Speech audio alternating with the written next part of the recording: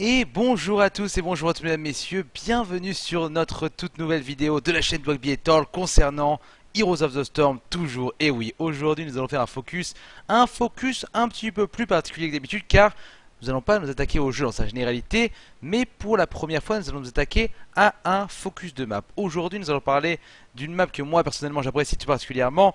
Je parle du Valmody. Alors qu'est-ce que c'est que le Valmody, vous demandez, on vous rappelle, Heroes of the Storm, 5 maps différentes. Et le Valmody est une des maps pour moi qui a peut-être le plus de profondeur. Comment ça va se passer? On voit un petit peu là l'écran d'accueil du jeu, bien sûr, l'écran de chargement.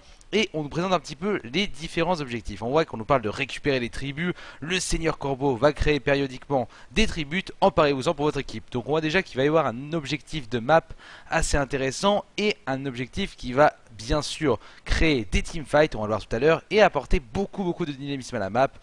Qu'est-ce qui se passe quand on récupère les tribus? Il en faut 3, on va le voir tout à l'heure. Eh bien, l'équipe adverse doit être maudite. Qu'est-ce que ça veut dire? Ça veut dire tout simplement, comme vous le voyez en bas, que ses forts et ses serviteurs seront maudits. Ainsi, les serviteurs auront tous un point de vie et les forts ne tireront plus. Les forts, les tours, tous les bâtiments, sauf évidemment l'idole. L'idole qui, elle, tire en toutes circonstances. Nous allons maintenant entrer dans les détails de cette map. Et vous pouvez donc voir la carte du Valmody en question. Alors, comment on peut un peu réussir à décrypter cette carte? On voit qu'il y a 3 petites vignettes, évidemment, cartes que vous pouvez retrouver sur le site officiel Heroes of the Storm. 3 petites vignettes, les vignettes bleu clair qui représentent un des premiers objectifs, tout simplement, soit les idoles. L'idole, c'est ce qu'on cherche à détruire pour finir la partie, les amis. On a également les tourelles de Xel'Naga. C'est un peu les tours Xel'Naga, on appelle ça aussi les tours de guet. C'est un peu comme dans StarCraft, c'est un peu la même chose. On les prend, ça donne la vision. Et ce sont des objectifs plutôt importants. C'est, on va dire, l'objectif mineur de cette map qui n'apporte qu'un avantage de vision. Ensuite, on a l'objectif un peu secondaire, l'objectif qu'on retrouve dans toutes les maps, ce sont les mercenaires. On en a déjà parlé dans la vidéo précédente. Qu'est-ce que c'est que les mercenaires? C'est tout simplement la jungle d'Heroes of the Storm. On a plusieurs types de mercenaires sur le Valmody. On a tout d'abord les géants. Les 2 géants sont des petits mercenaires qu'on peut faire assez rapidement en début de partie en général et qui vont nous aider à push très rapidement. On verra plus tard comment peut-on les utiliser. Nous avons ensuite un camp qui est aussi très important, ce sont les chevaliers, les 4 petits chevaliers qui sont un peu plus durs, on les appelle les hard, alors que les géants sont les easy. Ils sont un peu plus durs à faire, au final ils se battent avec vous comme les géants et ils vous aideront à push. Et enfin, le camp de mercenaires le plus important dans le Valmody, en général le plus important dans toutes les maps où il est présent, c'est bien sûr le golem sépulcral, les amis. Le golem sépulcral qui est extrêmement important, qu'on fait en général en milieu ou en fin de partie. En début on est un peu léger pour le faire malheureusement, est un golem qui peut être fait en solo, bien sûr quand la partie avance, mais qui va surtout être très important car c'est lui qui peut vous donner un avantage déterminant ou retourner la game à certains moments, vraiment, soit vous aider à la finir, soit vous aider à la retourner si ça se passe mal au niveau des tributes. Et là je vous parle de tributes, vous vous demandez mais Torl, qu'est-ce que c'est que les tributes? Les tributes, c'est l'objectif principal de ce Valmody. Pourquoi? Parce que les tributes, les voici, ce sont des petits corbeaux, un petit peu, on va voir après comment faire pour les capturer de manière optimale, qu'on trouve à plusieurs endroits dans la map. On les retrouve là, là et là, c'est totalement symétrique, ce sont les petites vignettes orange et ce sont ces mêmes tributes que nous allons vouloir récupérer pour maudire la team adverse. Il en faut 3 et nous allons voir maintenant étudier la manière la plus optimale de les récupérer. C'est très important, c'est ça qui va décider de votre victoire ou votre défaite, les amis. Nous voilà maintenant dans une partie dans le Valmody, les amis, où nous allons un peu étudier l'importance du tribut et surtout comment réussir à récupérer le tribut. Voilà, là on le voit, les amis, il est à peu près 2 minutes 37 dans la partie, la partie vient à peine de commencer et nous pouvons constater ici qu'on a une petite alerte qui nous dit apparition du tribut dans 13 secondes. Ça veut dire que dans 13 secondes, donc vers 2 minutes 50, le premier tribut va apparaître et sur la minimap on nous indique l'emplacement où ce tribut va apparaître. C'est extrêmement important car c'est à ce moment-là que vous allez devoir vous déplacer avec toute votre team vers le tribut pour vous assurer de le récupérer. Il faut absolument récupérer cette tribute, on l'a dit, c'est très important. Donc quand il y a un tribut qui approche, qu'est-ce qu'on fait? Nous allons push notre lane très vite, toujours on tasse actuellement dans cette partie, et nous allons commencer à zoner. On voit que la team remonte vers nous, le bot ne vient pas. Alors pourquoi là le bot ne vient pas? C'est très intéressant. Le bot ne vient pas parce que, on le voit, ils savent très très bien que les deux joueurs du bot en face sont restés, donc il reste également. Ce qui fait qu'on va se retrouver en 3 contre 3 au tribut, les amis. Tribut qui vient de pop, regardez, ça ressemble donc à ce petit corbeau qu'on avait vu tout à l'heure, hein, très très charmant. Et maintenant, ce 3 contre 3, il va falloir le gagner pour récupérer ce premier tribut. Alors très très simple, nous nous battons, nous nous battons. Il n'y a pas grand chose à dire, on zone évidemment avec Tassadar, avec nos storms. On voit qu'on prend l'avantage grâce à Nazibo et Tyrael, hein, le Raynor en face qui a mis beaucoup de temps à venir. Et on est en train de prendre l'avantage, voilà, surtout là on essaie de se faire, on essaie de prendre le tribut de manière un peu sneaky du côté de la Kerrigan. On l'empêche, c'est très très important, il ne faut jamais laisser de tribut. On régène un peu nos PV, on temporise. Et à l'aide d'une meilleure régène, on est en train de prendre l'avantage dans ce fight en tuant la Kerrigan. Le bot qui entre temps est arrivé pour nous aider, c'est très très très important, il ne faut surtout pas laisser tributer l'adversaire. Le Tyrael qui fait le frontliner, là on est en train de zoner la team adverse. Pendant ce temps, la Vala est en train de capturer l'adversaire, ne le laisse surtout pas capturer, c'est très très très bien joué, même s'il meurt.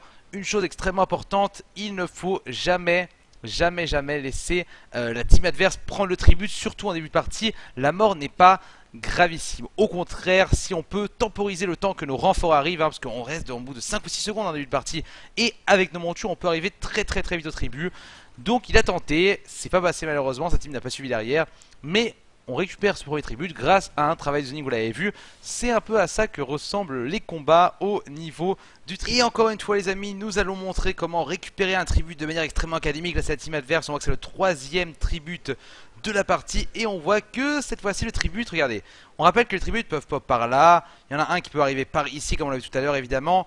Et encore en bas, bien sûr, on l'a vu un ici tout à l'heure, on peut en voir ici. En fait, c'est tout simplement des tributs, ils pop, comme on l'a vu sur la mini-map tout à l'heure, là où il y a des petits cailloux autour. Donc c'est extrêmement simple, il peut en avoir un ici, ici et ici. En haut, on peut en avoir un ici, on peut en avoir un ici, et on peut avoir le dernier, quelque part par là, je ne sais plus, mon dieu, où est le dernier? Oula, il a disparu. Ici, évidemment, voilà, le triangle des tributs, c'est extrêmement simple. Et là, on voit que celui-là avantage un peu la team adverse, comme au final, celui-ci nous avantage nous, évidemment. Hein, ça me paraît clair et net, c'est plus de notre côté. Et là, on voit qu'on va avoir un petit peu de mal à récupérer. Et là, il faut noter l'excellent travail de team adverse, regardez, mesdames et messieurs. Le Stitch qui récupère tranquillement le tribut pendant que toute sa team est en train de nous zoner autour. Et c'est vraiment ça le travail qu'il faut faire. C'est ce travail de zoning qui est extrêmement important. Là on voit qu'on perd le tribut. Certes derrière on va avoir un fight que nous allons gagner à la perfection. Quoique ça reste quand même un peu serré. Mais là je pense qu'il va y avoir pas mal de dégâts. Bref, peu importe. Ce qui compte c'est de récupérer ce fameux tribut. Parce que vous allez le voir maintenant, les dégâts de la malédiction, une fois qu'on a récupéré 3 tributs, sont absolument monumentaux. Il ne faut surtout pas laisser ça arriver. Et voilà, on l'attendait évidemment, le 3e tribut qui pop du côté où nous sommes avantagés. Regardez, ces deux côtés là avantage vraiment notre team les amis. Ce sont deux côtés très avantageux. Et là on le voit, l'équipe adverse qui est trop loin, l'équipe adverse qui est en train de tenter de faire le boss. On verra tout à l'heure les effets de ce boss là qui sont très violents également. Sauf que là on maudit la team adverse. Alors qu'est-ce qui se passe quand la team adverse est maudite? C'est extrêmement simple, regardez, ces bâtiments ont le petit signe du corbeau du tribut au dessus. Et ils ne peuvent plus tirer. Alors là on va pouvoir le voir ici, regardez, les tours ne tirent plus. Les tours ne tirent plus, c'est une catastrophe. Et en plus de ça, tous les sbires de la team adverse se retrouvent à 1 PV. Donc à 1 PV, autant dire qu'il meurt à chaque coup. Et là, qu'est-ce que je fais tout simplement? La technique la plus adéquate dans ces moments-là, c'est de split push, les amis, parce qu'on rappelle que c'est fort, là, c'est fort T2, c'est fort T1, excusez-moi, donne énormément d'XP quand on s'en débarrasse. Là, ma team qui est en train un petit peu de prendre cher à ce niveau-là, même s'il n'y a pas trop de dégâts. De ce côté-là, on voit que les sbires push pendant 1 minute, la team adverse est maudite et moi. Qu'est-ce que je fais? Je m'empare tranquillement de ce fort là, ce qui va donner un avantage d'XP assez important à mon équipe. Pendant ce temps le golem qui push de ce côté là, c'est pas non plus dramatique. Et là on va le voir, le fort qui tombe, on passe directement un demi-level quasiment, c'est extrêmement fort, on passe level 14. On a 2 levels d'avance sur la team adverse. Et là on voit qu'à partir du moment où on se débarrasse d'un fort adverse, l'XP gagné est vraiment déterminante pour le reste de la game. Le tribut donne un énorme avantage à notre team sur cette action. Et maintenant, nous allons montrer comment défendre efficacement face à une malédiction. Ça va être assez simple hein, pour le coup, ça va vraiment être un très bon travail de la part de l'équipe pour le coup. Alors là, vous voyez, dans cette situation, le boss adverse vient de revenir à la vie. On sait que le 3e tribut va bientôt arriver. Et on sait également qu'un membre de notre équipe vient de mourir. En l'occurrence, Stitch est mort pendant encore 50 secondes. On pourrait se dire, on va tenter le 5v4, on a 2 levels d'avance, c'est possible, le 4v5 plutôt en l'occurrence. C'est un petit peu trop audacieux pour le coup, et là on va avoir une très belle réaction de la part de Vala qui va se mettre à faire le boss. Le boss, on en parlait tout à l'heure, c'est le golem qui va vraiment donner un énorme avantage, qui va permettre de push très fortement. Vala peut le soloter, parce que Vala, comme on le voit, a énormément de lifesteal. Et donc c'est pour elle une balade de santé. Pendant ce temps, le reste de l'équipe dont je fais partie est en train de zoner la team adverse. On a également fait les mercenaires chez nous, juste ici. Mercenaires qui nous aident un petit peu à des push. Mais au final, on voit que à la team adverse, on a quand même 2 membres dans notre team. Ils sont 4. La Vala est en haut. Donc c'est un choix de faire du split push. Là, on récupère le géant en haut. Et on ne peut pas vraiment défendre contre ce tribut. Donc la Kerrigan, l'équipe adverse nous zone. La Kerrigan va directement aller chercher ce tribut dans 3 secondes, qui va vraiment beaucoup aider sa team parce qu'on va être maudit. Sauf que pendant ce temps, nous, qu'est-ce qu'on a fait? Même si là on ne peut pas vraiment, comment dire, empêcher la team de prendre le tribut et de nous maudire, on a fait le géant. Donc le géant est en train de push et ça va forcer probablement le Nazeebo, au lieu de venir nous rejoindre dans le teamfight, à venir défendre. Sinon le géant, bah lui il push. C'est énorme, il a déjà pété la porte, il a pété les 2 tours. Et après il a plus qu'à s'attaquer au bastion, l'équivalent de l'inhibiteur, ça aurait été une catastrophe. Ce qui fait que de ce côté là, eh bah, nous nous retrouvons en supériorité numérique dans 8 secondes, car le Nazeebo va arriver. Et nous n'avons plus qu'à temporiser. Vala arrive enfin après avoir fait son très bon travail au géant. On zone, on a plus trop de vie, mais c'est pas grave car on va être en supériorité par rapport à l'adversaire. Le Nazeebo qui revient à la vie. Pendant ce temps, le Nazeebo adverse qui lui défend, certes il va gérer le golem, mais de ce côté là, on se retrouve en supériorité. On est toujours maudit, sauf qu'il ne se passe quasiment rien, à part en bas où les creep push. Et de ce côté là, on est en supériorité numérique, on est tous très bas PV, mais on est un de plus, et dans ce jeu ça fait vraiment la différence. On massacre, on implose complètement, on a un level d'avance toujours, on massacre la team adverse. Et vous le voyez, on prend l'avantage, on tue 4 adversaires pour 2 morts seulement de notre côté. Et on perd quand même un fort pour montrer la puissance de la malédiction. Mais au final, une malédiction à 15 minutes de jeu qui est gérée de manière aussi simple, c'est grâce au travail des mercenaires, c'est grâce à ce camp là, c'est grâce aux gros géants et c'est grâce aux golems qu'on a fait, qui sont en train de push, qui viennent de mourir juste ici, qui ont fait un travail vraiment très important. Et ça nous permet de prendre quelques tours d'équipe adverse. Au final, c'est vraiment comme ça qu'on peut gérer de la meilleure manière qui soit un tribut et une malédiction. Et encore une fois, nous allons pouvoir démontrer la puissance des objectifs dans Heroes of the Storm. Nous nous retrouvons encore une fois dans cette situation de réaliser notre golem. Le golem, on l'a dit, toujours très efficace. Au même moment, on a la possibilité d'aller chercher un tribut. Là, c'est un peu la fin de la partie. On voit que les 2 équipes, on s'en rappelle, ont été maudites une fois chacune. Et l'équipe adverse est à un tribut de pouvoir nous remaudir. Donc là, c'est un teamfight très important. On va tout faire pour le gagner. On voit que le Raynor n'est pas venu aider son équipe. Donc ça va nous donner la possibilité de gagner le teamfight. Là où on va prendre un énorme avantage, c'est dans la réalisation de ce golem. C'est ça qui nous intéresse. Il faut toujours, dès qu'on peut, dès qu'on a la possibilité, une fenêtre, aller faire ce golem ou voler celui de la team adverse. Là on roule sur l'équipe adverse, on prend le tribut. Ça aurait pu être un simple teamfight gagné. Certes 5-0, ça aurait pu ne pas avoir un avantage aussi déterminant. Sauf qu'on a fait le golem avant. Et c'est ça qui va faire toute la différence. Car en plus de récupérer un tribut, on n'a plus qu'à aller tranquillement push avec ce gros pépère. Et ça va, vous allez le voir, nous permettre de prendre un énorme avantage. On va raser toutes les tours de l'équipe adverse. On va pouvoir prendre le bastion. Les grosses bières vont venir attaquer l'idole adverse. Et ça va vraiment être formidable pour notre équipe. En plus de ça, on voit qu'on est en train de prendre un bon avantage sur la map au niveau du map control, c'est plutôt pas mal. Ça va nous permettre de tuer même le deuxième, de détruire le deuxième bastion. Ça va faire 2 fois plus de catapultes, parce que c'est des catapultes dans les Heroes of the Storm, les grosses bières. On essaye même de finir un petit peu avec notre gros golem tout à l'heure. On va pas pouvoir finir, hein. C'est très compliqué de finir une partie sur Heroes of the Storm sans objectif, sans golem, sans malédiction. Que ça soit sur les autres maps, hein, sur la map des pirates, c'est très compliqué de finir sans les boulets de canon. Là c'est pareil, sans malédiction c'est très dur de finir.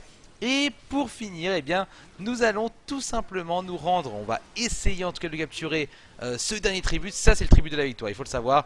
Là, pour ce faire, nous allons tout simplement essayer de zoner. On va essayer de zoner la Kerrigan qui jump directement pour nous empêcher. Hein, le Stitch qui est très véhément. Et là, il faut surtout pas laisser la team adverse le prendre parce qu'on a de partout. L'équipe qui s'empare du tribut sera quasiment vainqueur. On voit qu'on fait beaucoup de zoning et là, on est en train de bait tout simplement. On est force de nous chase. Et pendant ce temps, on a beau mourir, mais la Kerrigan qui récupère. La Kerrigan, excusez-moi, le Nazibo qui récupère ce tribut. L'équipe adverse est maudite. Il y a 3 membres dans l'équipe adverse, 2 dans la nôtre. On voit que là, les bâtiments ne tirent plus. L'idole tire toujours, ça il faut le dire. Mais ce qui est important, c'est que eh bien, ça va push parce que là, malheureusement pour les adversaires, leurs creeps n'ont plus que 1 PV chacun. Ils ne pèsent plus très lourd. Et donc tous nos sbires ont directement attaqué leur idole. Et nous allons le voir, on n'a plus qu'à tranquillement réaliser les mercenaires par-ci par-là, les mercenaires easy, les mercenaires hard qui ont été faits ici-bas. Ils tentent en face de faire aussi leurs mercenaires pour temporiser. On va juste attendre que toute notre team raise. Et nous n'aurons plus qu'à avancer comme toutes les lanes seront push. On voit que les catapultes sont en train de complètement démolir le shield de l'idole. On se regroupe tous au mid avec nos mercenaires. On n'a même plus qu'à... Ils sont tellement avancés parce qu'ils sont obligés de défendre très haut pour éviter d'être push partout. Ils sont tellement avancés. Nous n'avons plus qu'à les réceptionner un par un. On fait leurs mercenaires avant pour mettre plus de pression. Les mercenaires qui vont directement aller push l'idole. Et on n'a plus qu'à les coach, à les catch. Et vous voyez, le travail se fait tout seul. C'était clair comme de l'eau de roche. Ce tribut nous a complètement fait gagner la partie. La Kerrigan qui tombe, une fois qu'elle est morte, c'est du 5v4. L'équipe adverse qui ne peut strictement plus rien faire. Et on va aller tranquillement avec tous nos cryptes détruire leur idole. Il tente de résister un petit peu, hein, c'est jamais fait les teamfights sur ce jeu.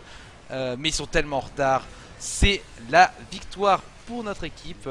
C'est un très beau match, c'est un très bon match. Je me rappelle de ce match là, j'avais pris beaucoup de plaisir à le jouer. Surtout quand on gagne après des parties aussi serrées. On voit qu'on était quand même à 26 minutes de jeu, ce qui est pas rien dans Heroes of the Storm.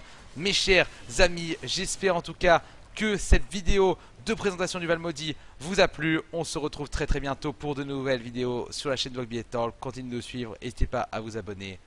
Passez tous et toutes une très bonne journée ou une très bonne soirée. Ciao.